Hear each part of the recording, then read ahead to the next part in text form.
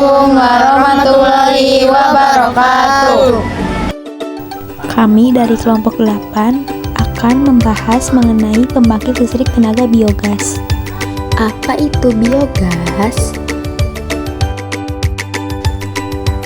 Biogas adalah gas yang dihasilkan oleh aktivitas anaerobik yang mendegradasi bahan-bahan organik.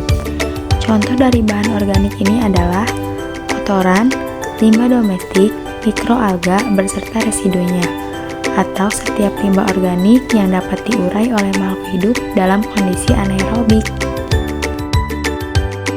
Cara kerja biogas dimulai dari 1. Pengumpulan dan persiapan limbah kotoran sapi bersama dengan limbah organik lainnya seperti air dikumpulkan dan dicampurkan hingga menjadi lumpur. 2. Fermentasi anaerobik digester.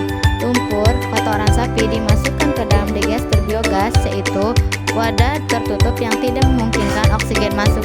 Di dalam digester, mikroorganisme anaerobis seperti bakteri akan memecah bahan organik dalam lumpur melalui proses fermentasi.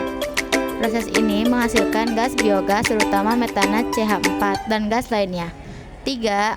Penyaluran dan pemanfaatan biogas. Biogas yang dihasilkan ditampung di dalam digester dan dapat disalurkan melalui pipa. Biogas dapat digunakan untuk berbagai keperluan seperti memasak dengan kompor gas dan penerangan dengan lampu petromax.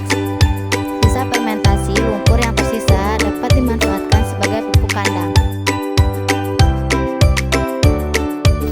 Agar lebih jelas, mari kita simak videonya. Dari kotoran sapi bisa bantuin masak. Gimana caranya? Instalasi biogas, jawabannya.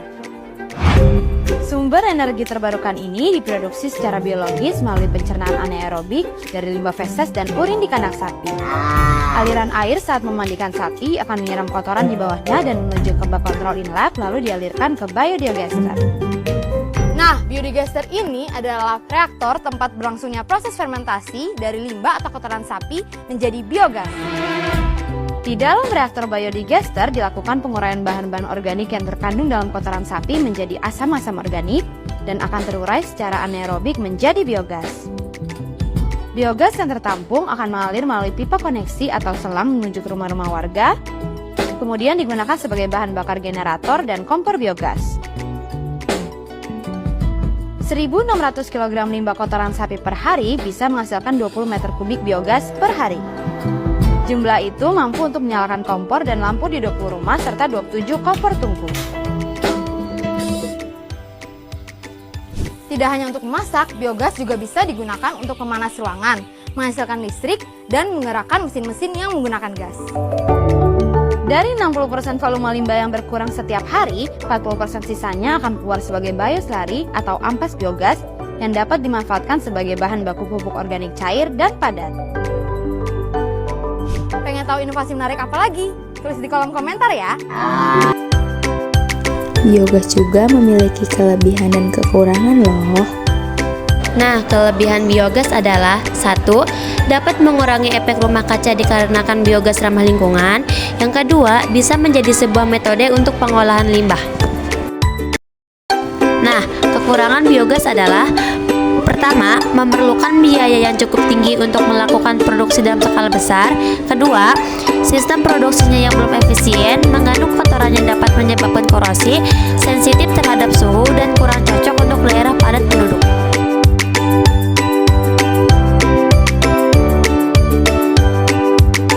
Apa saja sih dampak biogas bagi lingkungan?